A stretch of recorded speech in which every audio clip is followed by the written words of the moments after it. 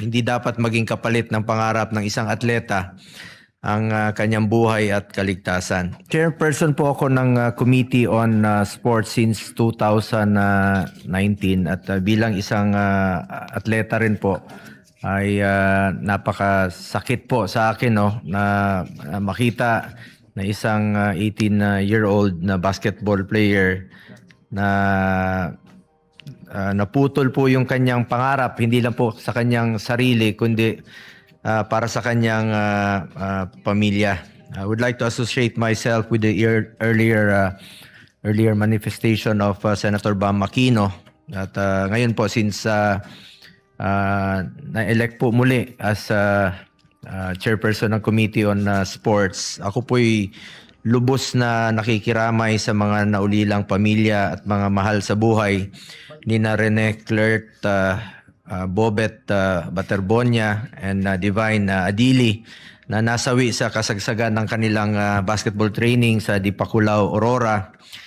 Bilang isang Mindanaoan, atleta at basketball player mula pa noong aking kabataan at miyembro rin po ng Senate Sentinels dito, ating back-to-back champion po sa UNTV Executive Division.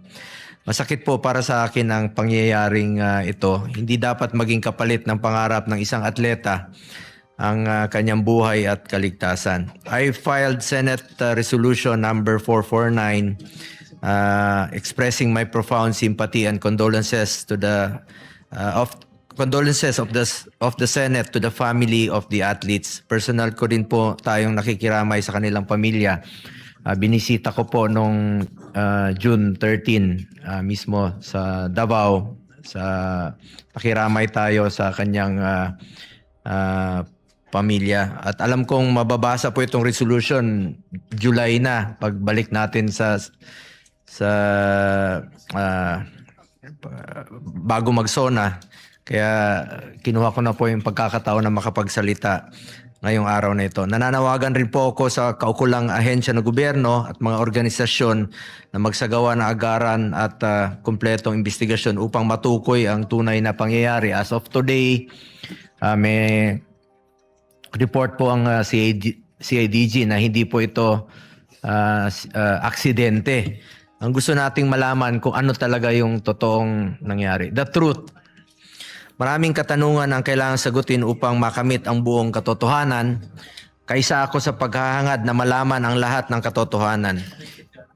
In this light, I also filed Senate Resolution 450 urging an inquiry into the incident to be able to develop policies, protocols, and guidelines for the safety of our student athletes. Ayaw na po nating maulit po ito.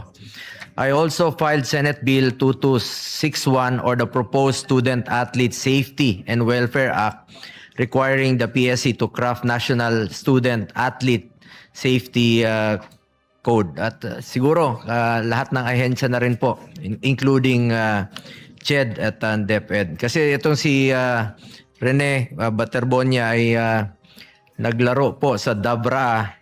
Naging MVP po ito noong 2025. Pride po ito ng Davao, pride rin po ito ng Caraga Region sa Agusan.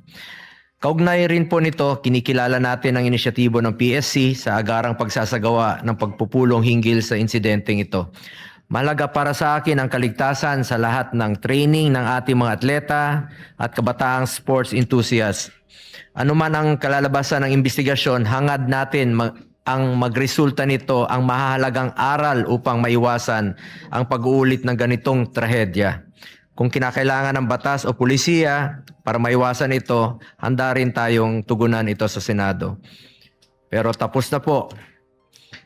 Indeed, a lost life is a lost life forever. Hindi na po natin maibabalik po ito.